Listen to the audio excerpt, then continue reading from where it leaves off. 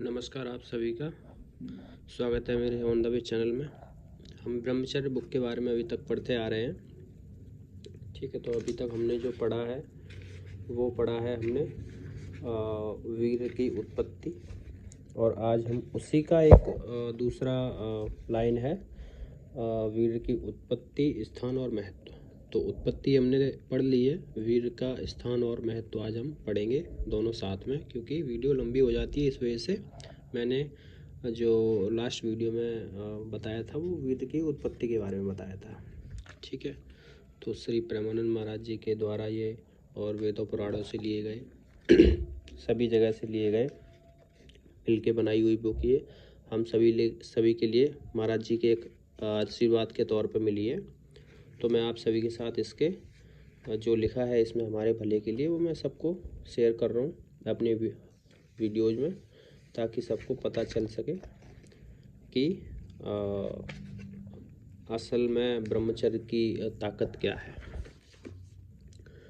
तो जो भी व्यूअर्स मेरे नए हैं चैनल पे, मैं उनसे हाथ जोड़ के प्रार्थना करता हूँ कि वो इस चैनल को सब्सक्राइब कर लें। और ये जीवन के लिए बहुत महत्वपूर्ण बुक है। मैं तो कहता हूँ आपको अगर मेरी वीडियो पसंद आए तो ज़्यादा बेटर है, और अगर आपको बुक ही ख़रीदना है तो आप ऑनलाइन किसी भी स्टोर से बुक खरीद सकते हैं, क्योंकि ये जीवन के लिए बहुत ज़रूरी है। स्त्री पुरुष बालक बालिका जो भी मानव जाति के हैं वो सब के लिए बहुत ज़रूरी है। चलिए आइए ज़्यादा टाइम ना लेते हुए बुक को पढ़ना स्टार्ट करते हैं। तो आज हम लास्ट वीडियो में हमने जो पढ़ा था वो था वीर की उत्पत्ति, और आज के इस वीडियो में हम पढ़ेंगे वीर का स्थान और परिणाम। तो आइए हम इसको स्टार्ट करते हैं। श्लोक लिखा हुआ है तो श्लोक के अर्थ से हम स्टार्ट करते हैं। शुक्र अर्थात वीर, सौम्य स्वभाव का, श्वेत वर्ण का, स्निग्ध चिकना। मतलब वीर के बारे में लिखा है इसमें, वीर का स्थान और परिणाम। इस जो श्लोक लिखा है इसका मतलब है, भावार्थ ये है कि शुक्र अर्थात वीर्य, सौम्य स्वभाव का, श्वेत वर्ण का मतलब श्वेत कलर का, स्निग्ध चिकना मतलब स्निग्ध मतलब चिकना, बल पुष्टि प्रदान करने वाला होता है। मतलब वीर्य सफ़ेद कलर का होता है, चिकना होता है, बल और पुष्टि प्रदान करने वाला होता है। यह गर्भ का बीज, शरीर का सार तत्व और जीवन का सर्वोत्तम आश्रय माना गया है। वीर्य मतलब शुक्र। वीर्य को प्राचीन वैदिक शास्त्रों में जीवन की मूल ऊर्जा माना गया है। यह न केवल संतति का बीज है, बल्कि पूरे शरीर का सार तत्व और जीवन शक्ति का प्रमुख स्रोत भी है। इसके गुणों में सौम्यता, श्वेतता, चिकनाहट, बलवर्धकता और पोषण देने की क्षमता विशेष रूप से मानी गई है। वर्तमान समय में वीर्य के स्थान और उसकी मात्रा को लेकर अनेक प्रकार की भ्रांतियां फैलाई गई हैं। इस कारण अनेक लोग मानसिक भ्रम और चिंता का शिकार हो जाते हैं। अतः यहाँ महर्षियों द्वारा वर्णित तथ्यों के आधार पर इन भ्रांतियों का निराकार प्रस्तुत कर रहे हैं, जिससे सत्य का बोध हो और आत्मविश्वास बना रहे। अतः शास्त्रों के अनुसार वीर्य संपूर्ण शरीर के पोषक धातुओं का सार है, और यह मूलतः श्रोणि क्षेत्र में स्थित होता है। यह अस्थि, मज्जा एवं अन्य 7 धातुओं के परिपाक के द्वारा उत्पन्न होता है। अतः इसे शरीर का सार कहा गया है।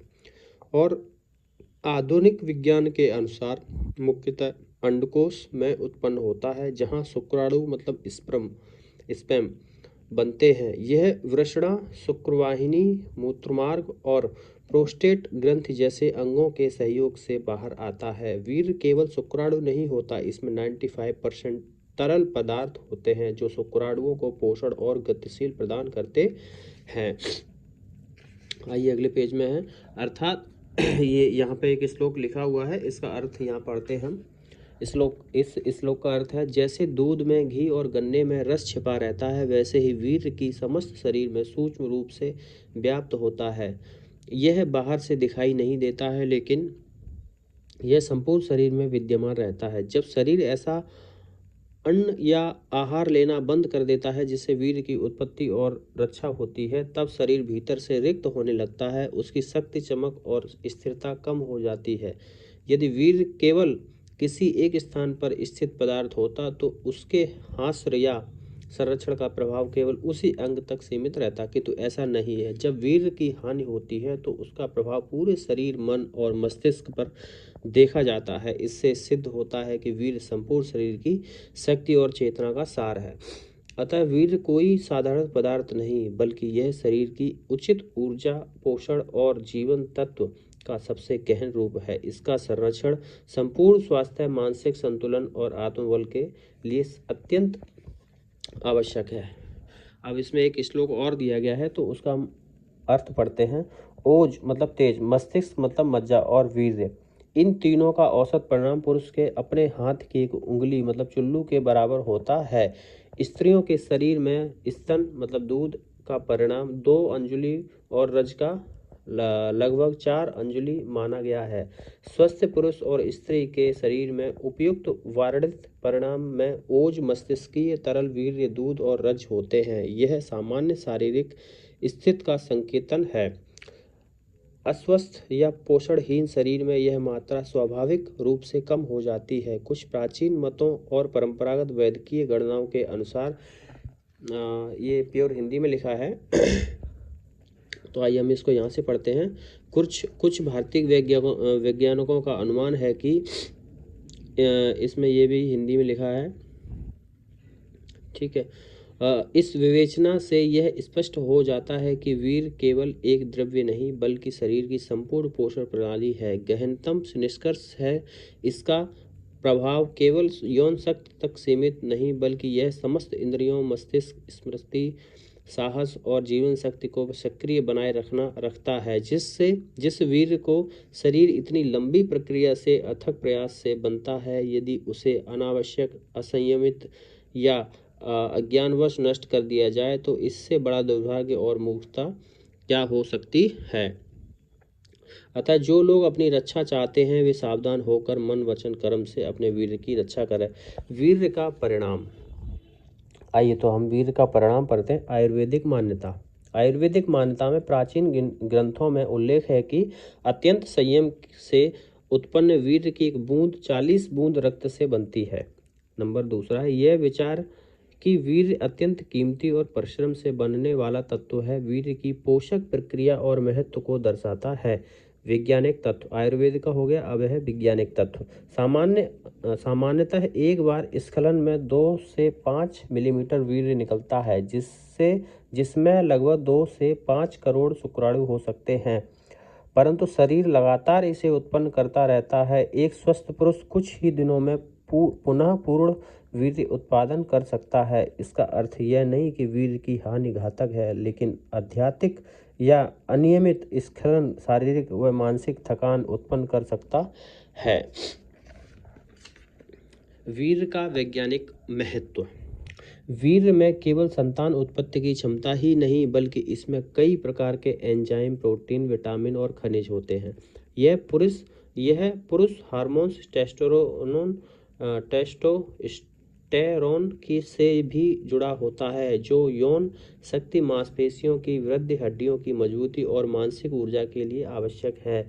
अतः आयुर्वेद और आधुनिक विज्ञान दोनों ही वीर्य को शरीर का एक महत्वपूर्ण तत्व मानते हैं। इसके संरक्षण से न केवल यौन स्वास्थ्य बल्कि मानसिक स्थिरता, स्मरण शक्ति और आत्मबल में भी वृद्धि होती है। अतः वीर्य को नष्ट करने के प्रति लापरवाही नहीं बरतनी चाहिए। संयम, संतुलन और उचित जीवन शैली से यह ऊर्जा दीर्घकाल तक सुरक्षित रह सकती है। संभोग से वीर्य स्खलन, आइए हम इस हेडिंग में पढ़ते हैं। संभोग से वीर्य स्खलन, समस्त शरीर में रहने वाला वीर्य प्रसन्न चित्त वाले पुरुष से के स्त्री सहवास से प्रवृत्त होता है, अर्थात एकत्र होकर बाहर निकलता है। इसका कारण एक प्रकार का इंद्रिय संबंधी आनंद मतलब उद्रेक है। यही बात स्त्रियों के संबंध में भी घटती है। पुरुष से शारीरिक संबंध होने पर उनका भी धातुपात होता है।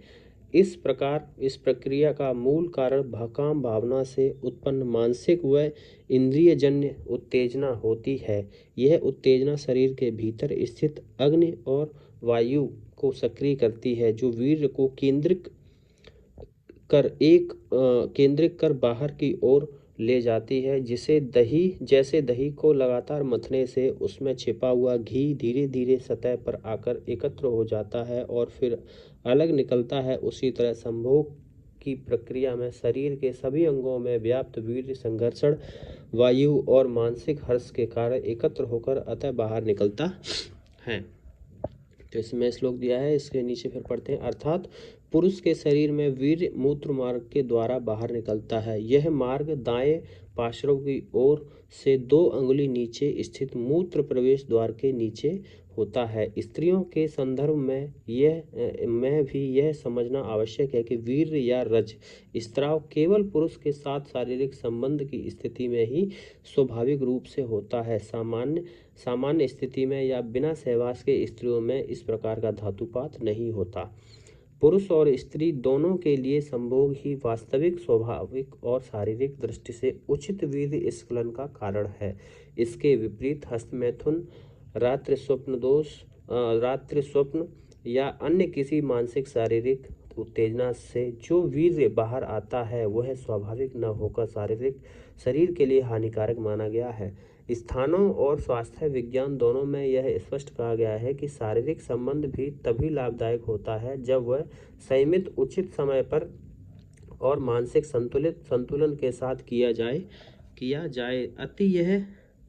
अति या असमय किया गया संभोग भी शरीर को छीड़ कर सकता है। वीर्य शरीर का सार और जीवन का आधार। वीर्य केवल एक जैविक तत्व नहीं बल्कि संपूर्ण शरीर का सार और जीवन शक्ति का मूल स्रोत है। यह न केवल शरीर को पोषण देता है बल्कि मानसिक, बौद्धिक और आत्मिक स्थिरता का भी आधार है। इसके कारण अत्यंत महत्वपूर्ण और व्यापक हैं जो नीचे विस्तार से दिए गए। वीर्य ही हृदय को पुष्ट तथा कर्तव्य बनाता है। वीर्य से ही समस्त अंगों में जीवन शक्ति संचालित होती रहती है। वीर्य से ही मस्तिष्क शांत और विचार शक्ति संपन्न रहता है। वीर्य से ही दृष्टि तथा श्रवण शक्ति स्थिर रहती है।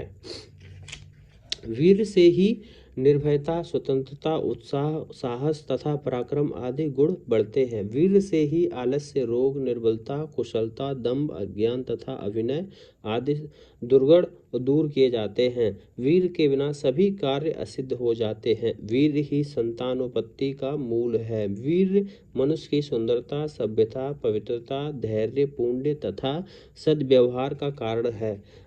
लास्ट में कहने का सारांश ये है कि शरीर में वीर्य ही सब कुछ कार्य करता है। इसकी हीनता से सारे व्यापार ही हीन हो जाते हैं।